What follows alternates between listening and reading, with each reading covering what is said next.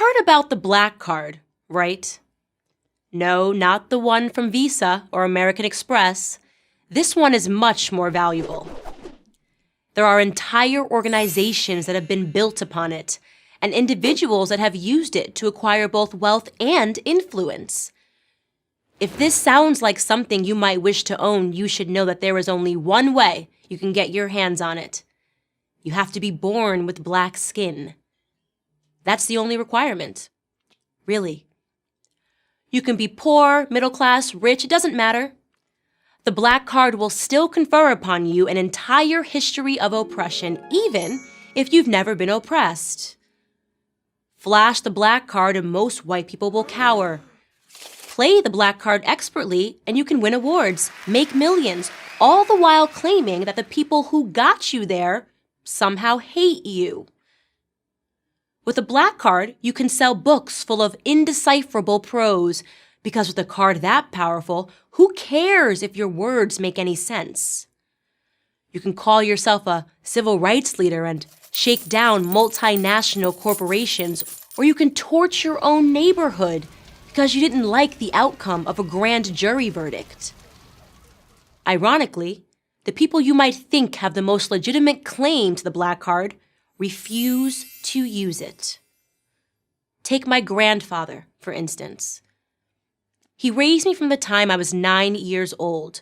Born in 1941 in rural North Carolina, he started working at age 5, laying out tobacco to dry on a sharecropping farm. Jim Crow, separate drinking fountains, and the KKK were ever-present realities. He was 17 when he married my grandmother. He made a living cleaning homes and office buildings until he saved up enough money to open his own cleaning business. The thing is, he never played any card. Nor did my grandmother. If they had problems, they didn't blame anybody. They just fixed them. And they raised me to do the same. Chores were a requirement in their household. So was reading the Bible every morning before school.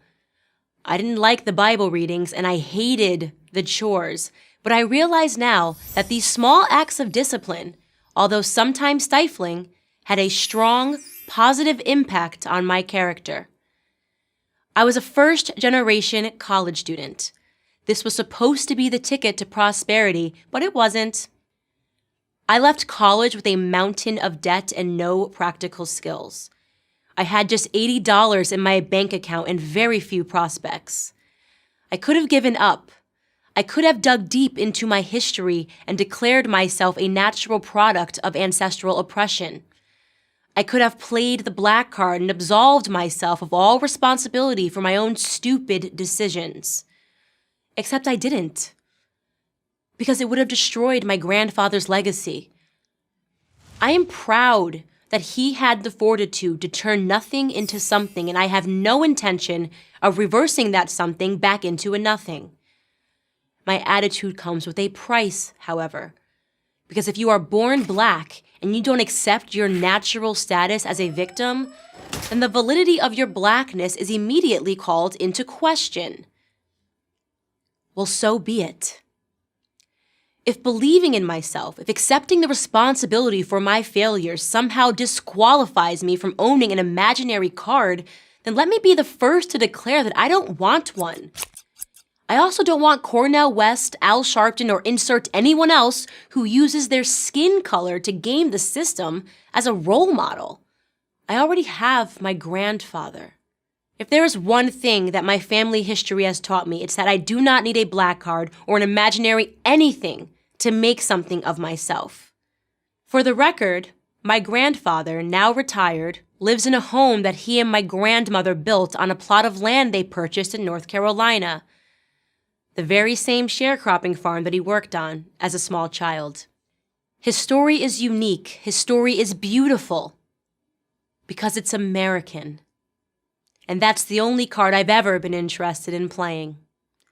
I'm Candace Owens for Prager University.